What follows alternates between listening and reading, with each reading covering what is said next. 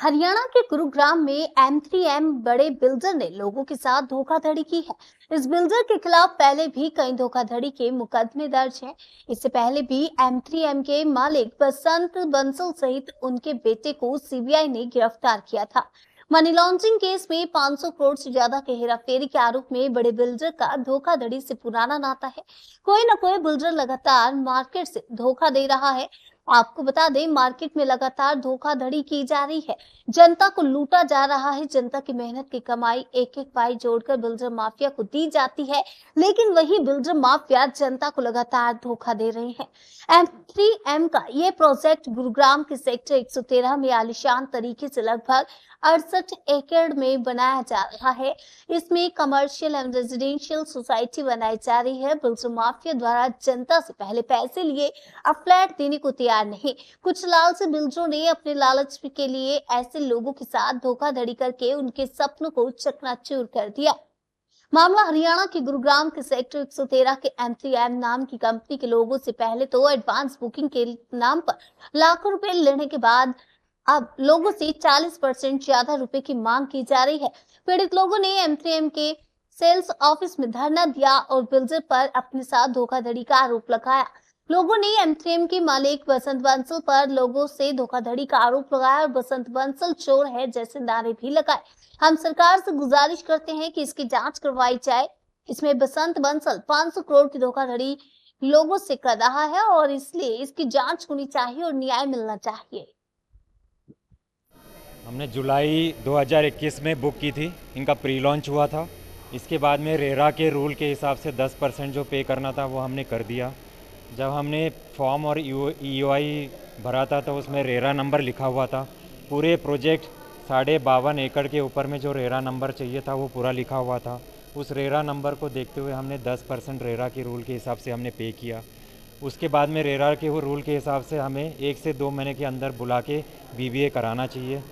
हम चक्कर लगाते गए, लेकिन हमसे बोला गया कि 1 से 2 महीने के अंदर में आपका BBA हो जाएगा। 2022-2023 में मैंने बैंक से भी लोन की अप्रूवल ले ली थी कि इन्होंने कहा कि आपका 1-2 महीने में हो जाएगा, तो उन्होंने बैंक से भी लोन अप्रूवल कर लिया। उनको बताया तो उसके बाद भी उन्होंने कहा कि 1-2 महीने बाद आपका होगा। ऐसे करते करते गए। इसके बाद में अभी 2024 में अगस्त में एकदम से वो मेल करते हैं कि आपका कैंसिल हो गया। इस बीच हमने कम से कम 25 से 30 चक्कर लगाए कि हमारा BBA कर दो। हमने 20 से 25 मेल किए हैं, हमने कई बार फ़ोन में बोला है, लेकिन ये कोई भी मेल का रिप्लाई नहीं करते। ये कोई भी फ़ोन का उठाते नहीं है। व्हाट्सएप में मैसेज भेजते हैं, व्हाट्सएप में अगर हम मैसेज करें तो उसका रिप्लाई नहीं करते हैं। ये पूरी इनकी प्लानिंग 2021 से प्लानिंग थी। जितने भी डॉक्यूमेंट्स हमने सबमिट किए, एप्लीकेशन फॉर्म और EOI इनके सेल्स ऑफिस में होते थे। सेल्स ऑफिस से ये CRM ऑफिस में इन्होंने 2022 तक इन्होंने दर्ज नहीं किया रिकॉर्ड।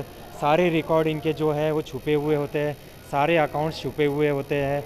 ये कभी भी किसी की भी कस्टमर को मेल नहीं किया कि आपने हमारे को पेमेंट कर दी। मैंने कई चक्कर लगा के एक मेल उनसे ली कि हमने पेमेंट कर दी, ये हमको कम से कम मेल कर दो, ठीक है ना। तो काफ़ी ये प्री प्लान था इनका। ये पहले से प्लानिंग थी कि हम लोगों को पहले बुकिंग लेंगे, उससे हमारी प्रोजेक्ट की सारी बुकिंग लेके हम सारे प्रोजेक्ट्स के दाम बढ़ाएंगे। सारे प्रोजेक्ट्स के जब दाम बढ़ाएंगे तब कैंसिल करेंगे और उसके बाद में वापस इनको बेचेंगे या हम दूसरे को बेचेंगे। अगर ये कोर्ट के चक्कर लगाए कुछ भी करे, क्योंकि इन्हें पता है कोर्ट के चक्कर लगाएंगे तो कोर्ट इनको 10-15% कंपेंसेशन दे देगा। उसमें भी हमारा फ़ायदा है, क्योंकि रेरा और कोर्ट ने अगर 10% कंपेंसेशन दे दिया तो हम तो ये यूनिट डबल रेट में बेच देंगे। कंपेंसेशन देने के बाद भी हमारा फ़ायदा हो जाएगा। तो इनकी पूरी प्लानिंग पहले से थी और इनके पास में वकील है, सब लोग हैं। इस प्लानिंग के साथ में इन्होंने ये स्कैम एग्जीक्यूट किया है। तो हम ये चाहते हैं कि ये प्लान जो है एग्जीक्यूट ना हो, ये सक्सेसफुल ना हो। तो हमारी गुजारिश गवर्नमेंट है, जितने भी रेरा है, जितने भी अथॉरिटीज़ है, हम ये चाहते हैं कि हमारी यूनिट जो भी है हमें वापस मिले और ये स्कैम को रोका जाए। और अगर हमारी ये नहीं होता है तो ये दूसरे को भी बेचने के लिए तैयार है। तो क्या है, 2-2, 3-3 लोगों को ये यूनिट बेच दी जाएगी। सब लोग कोर्ट के चक्कर लगाएंगे और इसका फ़ायदा M3M को सीधा सीधा होगा। अभी इस बिल बोर्ड्स पे हमारी एडवर्टाइजमेंट चल रही थी। यहाँ पर हमारी ही एडवर्टाइजमेंट, हमारी ही यूनिट को बेचने के लिए एडवर्टाइजमेंट लगाई हुई है। इसीलिए मजबूरन हमें इनकी सेल्स गैलरी में आना पड़ा ये प्रोटेस्ट करने के लिए, ताकि लोगों को अवेयरनेस रहे कि ये यूनिट्स ऑलरेडी सोल्ड आउट है। दूसरी चीज़ हम लोगों ने यूनिट्स, हाँ, और दूसरी चीज़ ये यूनिट जो है, हाँ जी, दूसरी चीज़ ये यूनिट जो है हमने 5,500 से लेके 7,000 में ले रखी है। लास्ट बार जब हमने इन्होंने हमें बुलाया तो उसमें हमें कहते हैं कि एक काम करिए 9,000 में आप लोग सेटल कर लीजिए। मतलब ये क्या चल रहा है? ये M3M जैसा बिल्डर इस तरह से प्री लॉन्च पे ये हमने जो यूनिट लिए, हम रियल बायर हैं, हम यहाँ इन्वेस्टर नहीं है बैठे हुए। यू कैन, आप देख सकते हैं आसपास सभी लोग, मैं रेंट पे रह रहा हूँ कई सालों से, तो हम लोग रियल बायर हैं जो लेने आए हैं। हम यहाँ बिजनेस करने नहीं आए हुए। हमारी unit same price same amenities के साथ प्लीज़ दी जाए। That is the only request everyone.